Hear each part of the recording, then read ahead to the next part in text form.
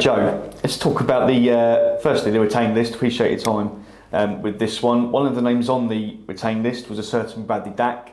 Bradley signed a new contract. How pleased are you to get that one over the line? Yeah, really good. And it's actually, I know it's taken a couple of weeks, but it's actually really straightforward. Largely because of Dacky. I don't think he didn't come into the process, if you like, selfishly at all. His main motivation, which he said from the start, was about he's desperate to do well. He's desperate to do well here. I don't think he went into it thinking, and there was never a talk of, well, I can get this elsewhere. It was never that for him. He wants to play for Gillingham and he wants to succeed at Gillingham, and that actually made it really straightforward. So it's just little bits and bobs that take time, and obviously you have to go through the process with the lawyers and that sort of stuff. But no, really pleased, and really pleased that we've got someone of his character as well as his ability to be with us next year. So in terms of the retained list, obviously there's a number of people that leave, which is difficult, and there's people who have done a lot for the club that are on our release list this year. So obviously massive thanks to them for everything they've contributed for the club. Then obviously the other part of that is the people that are sort of in discussions with at the moment. So we've got Max, Connor and Ewan. We're hoping to have an update on at least one of those very soon. And then really with a couple of them, it's a case of we've put our best foot forward. That's our offer. We would love them to stay, but now it's up to them. And there's lots of things that come into that. There's location, there's league, there's obviously what other offers they might have out there. But yeah, where we are on that, it's a bit of a waiting game. And whilst you're waiting, obviously you're not just sitting there pinning your hopes on them. You're looking at what other options we've got, what else is out there. And yeah, the clock ticks for both of us effectively. So we'll hopefully have updates on those very soon. As you say, the clock does tick, but we've got some business done early with Seb Palmer Holden. Just talk us through the process in getting him to the football club, and what was it specifically that made you think he fits what we're trying to do? Yeah, so Seb was someone we were talking about in the lead up to January. It couldn't quite happen then because we made contact with Bristol City and his agent then, but he was obviously on loan at Dundee, and that meant it wasn't straightforward. So then when we're looking this year round with sort of Gareth and Dobbo, that was a name that we can put to them. We also can put to them all the work that's been done. So we've watched him live multiple times. We've got a lot of character references, on him, and he worked with Joe Dunn at Newport. So that's really handy for us to have someone in house who's saying this guy's brilliant, and give us real in-depth knowledge. So then we left it with Gareth and Dobbo. They've both done their own work on them and both come back with resounding yes, this guy's great. Go and make it happen. And we're really pleased. And again, you can tell sometimes when you're in negotiations with people what's their motivation for coming. The talk was more about where does he fit in our football team? How do we see it? The big thing for Seb was the conversation with Gareth and gone. Really understands him as a player. I think Seb felt like he was almost maybe surprised with how much we knew and how much detail we had on him and why we were pursuing him. So yeah, the conversation wasn't so much about how much am I getting paid. The conversation was more about footballing reasons, and that's really refreshing. That's really good. Obviously, it's a 3-year deal because we believe in the potential. The sports science guys have done work on him in terms of his physical attributes. We've done due diligence on his medical history. So you sort of think you can never be 100% sure, but it's definitely one we're really excited about. You mentioned that the medical team, staff come and go season upon season. You've been looking at on the pitch as well. There's some work going on over there and in the changing room. Away from the field of play, what's going on behind the scenes? Anything you can tell us? Yeah, so the medical one's an interesting one. We're actually adding to our medical and sports science team. We've done a bit of research in terms of comparing to other clubs, and obviously been very much pushed by James Russell and Paul Timpson, who we've got in the building, and their recommendations. And when we look at what other clubs have got at this level, we felt like actually there's room to add to that team. So that's good. We're investing in there, a bit of extra personnel. we've got work going on in the changing room, so we've got walls being knocked down at the moment. I think the walls are down, the floor's being ripped up, new units there, just to make it a more professional environment. Our changing room is probably a little bit outdated, so it's something Gareth's really pushed for. It's huge on environment, and we're trying to make a better environment for the players. So they're proud to come and play for Gillingham, and when they turn up to work every day, they're in an environment that that is befitting of a League Two club. So that's probably a big building project that we've got going on at the moment. We're also doing a little bit around the club in terms of player entrance and upgrading some lighting. We're having the roofs fixed. The facilities team are probably the busiest people at the club at the moment. So yeah, lots going on. Some infrastructure, some cabling, to try and improve our fibre network around the stadium. And then obviously the pitch renovations. We had the top of the pitch taken off, and Jordan's are now hoping that grows. So yeah, that's happened both here and at the training ground. Of course, the pitch will be in use in mid-July for a home fixture against Reading. There's another game here which we haven't announced yet. But in terms of the friendly programme, what was the thought process behind it? It's a variation of teams, variation of levels. Yeah, so in terms of the schedule, it's been an element of, obviously, because Gareth and Dobbo come in towards the end, the process was sort of started by the recruitment team in terms of lining things up. So when they came in, they didn't come into completely to a blank canvas. They had things penciled in so they could go, yeah, I want that, actually I want that moved. We spoke about going on a trip. It's something we would all like to do, but we've decided to spend the money elsewhere, and that's very much, Gareth was given opportunities to, these are all the things that we want to do, and he's able to go, actually, that's really important to me, that I can forego that, and so we're really lucky that Brad and Shannon have sort of backed these things again, and Gareth's been given the ability to decide where it's spent. So yeah, two home games.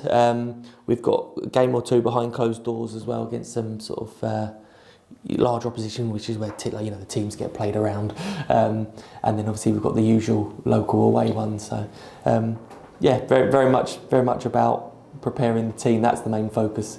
Trying to have something interesting for the fans as well, but the focus is a schedule that prepares the team for first weekend in August. At the moment of talking, today is the deadline for existing season ticket holders to renew their seats. Talk us through season ticket sales. How are they progressing? How are we doing? Yeah, good. So we left a long window this year compared to last year, so it's very difficult to compare year on year. But I just chatted to Ben before I came in to get numbers, and we're just, as we are this morning, we're just under 90% of renewals, which is really good. We're really pleased with that.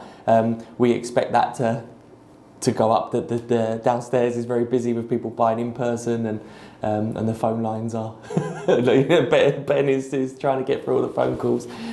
So yeah, if people are calling up, he will get to you. I promise you. Yeah. He's literally one after the other. I had to try and intercept in between calls to get an update now. But so we're well over the 3,000 mark. We're about 3,150 or something at this moment in time. But yeah, by the end of the day, we expect there to be at least another few hundred on that. And where we are at this moment, I expect to hit the same level that we did last year, which was obviously a record. And we'd sort of set out and said if we retained every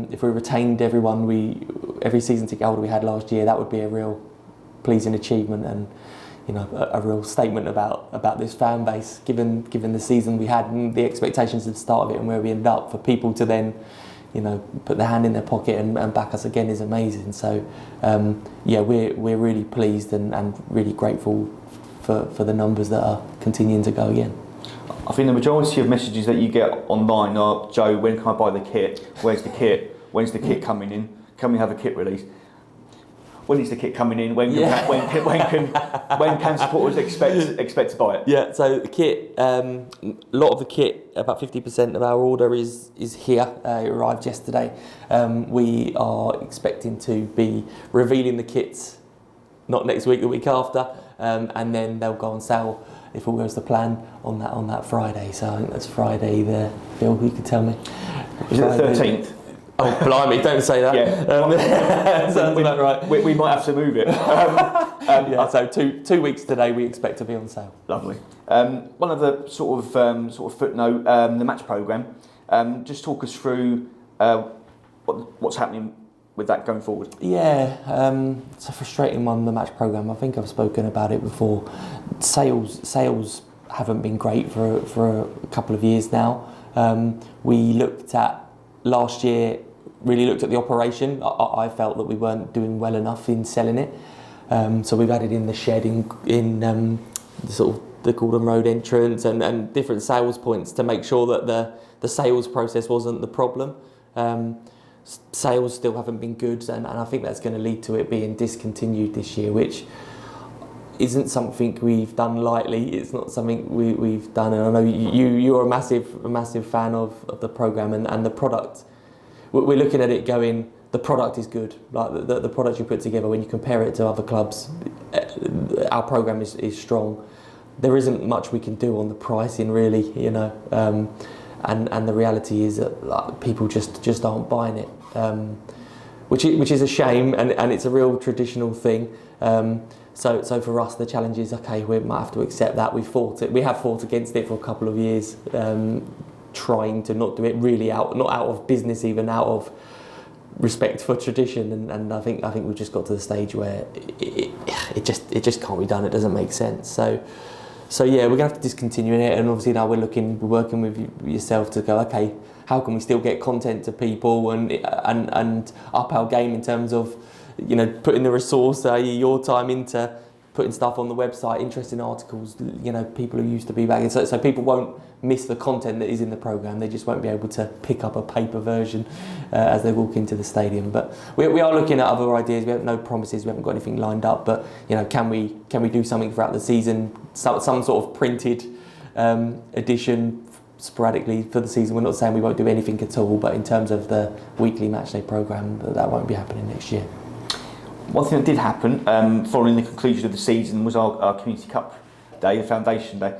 I think we were kind of overwhelmed by the amount of people that were here. Excellently run.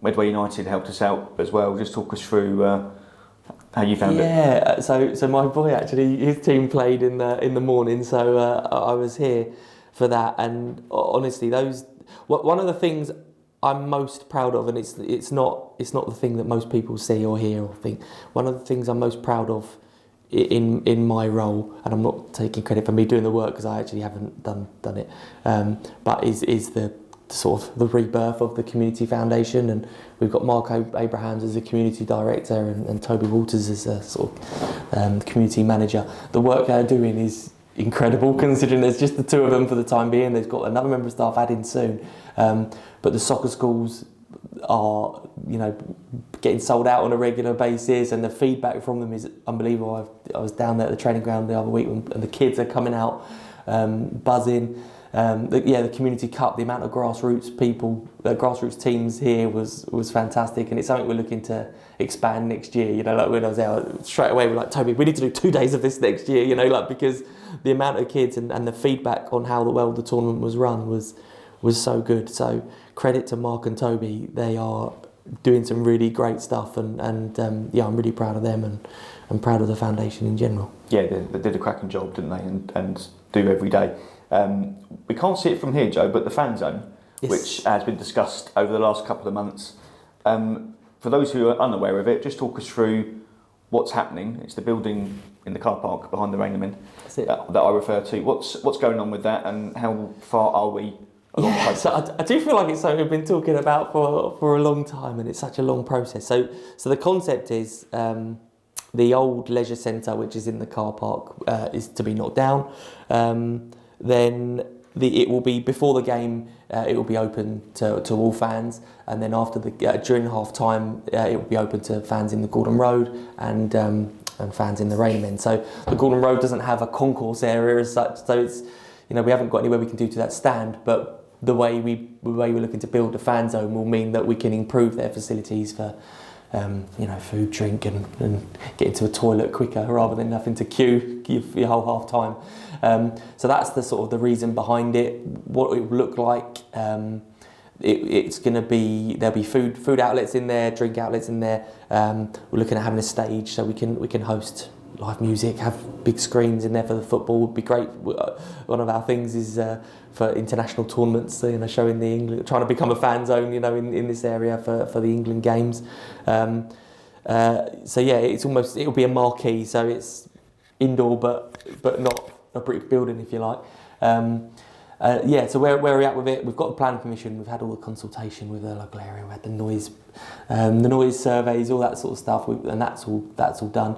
So now we're in the process of planning exactly what's going into the build and what floor we're having, what marquee we're having. Obviously you get quotes initially before we put in the planning permission, but obviously that's quite a long way away, so now it's finalising all the details, and then we hope that it will be at least starting to be knocked down by the end of the year, and then obviously something put in place. So it's not something that will happen by the start of the season. Could it happen by the end of the season? Potentially. We obviously, the sooner the better for us. But yeah, so it's something that we're constantly creeping forward, and I think it's going to be a real great addition to the matchday experience, particularly for those people in the Gordon Road.